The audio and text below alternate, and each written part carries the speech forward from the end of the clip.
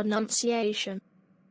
Prince Siddhattha reflected thus, "Why do I, being subject to birth, decay, disease, death, sorrow and impurities, thus search after things of like nature? How, if I, who am subject to things of such nature, realize their disadvantages and seek after the unattained, surpassed, perfect security which is Nibbāna?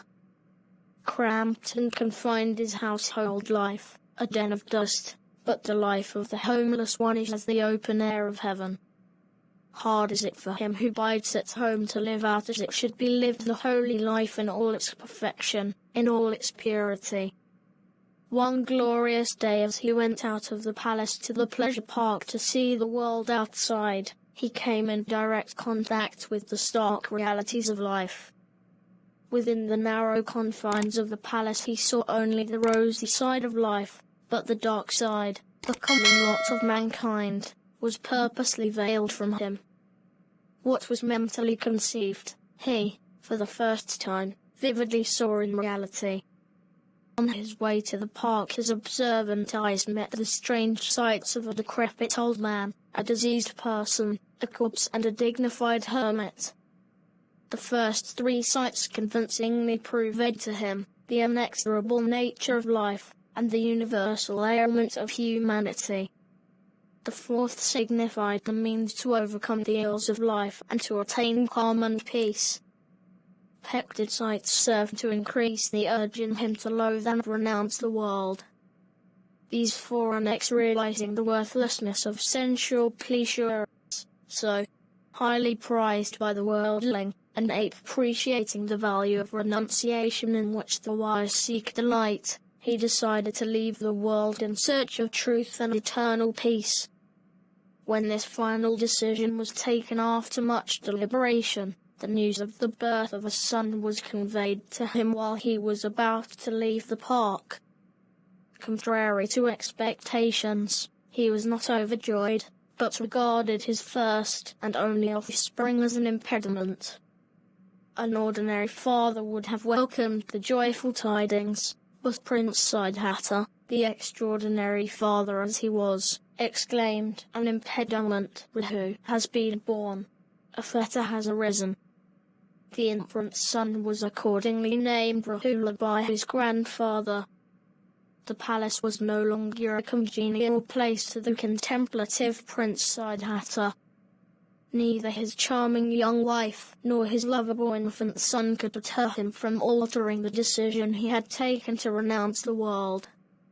He was destined to play an infinitely more important and beneficial role than a dutiful husband and father, or even as a king of kings. The allurements of the palace were no more cherished objects of delight to him. Time was ripe to depart.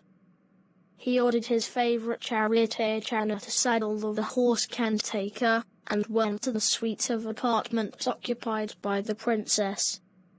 Opening the door of the chamber, he stood on the threshold and cast his dispassionate glance on the wife and child who were fast asleep. Great was his compassion for the two dear ones at this parting moment. Greater was his compassion for suffering humanity.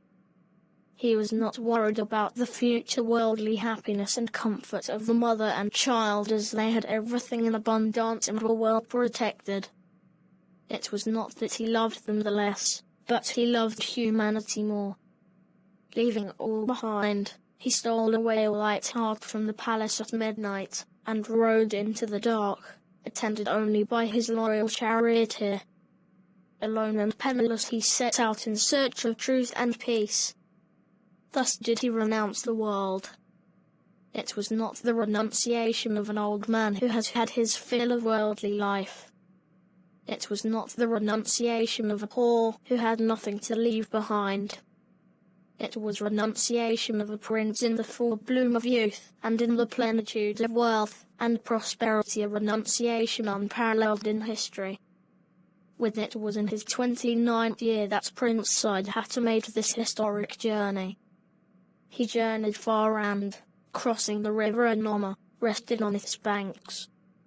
hair and beard, and handing over his garments and ornaments to Channa with instructions to return to the palace, assumed the simple yellow garb of an ascetic and led a life of voluntary poverty. Here he shaved his the ascetic Siddhattha, who once lived in the lap of luxury, now became a penniless wanderer, living on what little the charitably-minded gave of their own accord. He had no permanent abode. A shady tree or lonely cave sheltered him by day or night. Barefooted and bareheaded, he walked in the scorching sun and in the piercing cold. With no possessions to call his own, but a bowl to collect his food and robes just sufficient to the body, he concentrated all his energies on the quest of truth.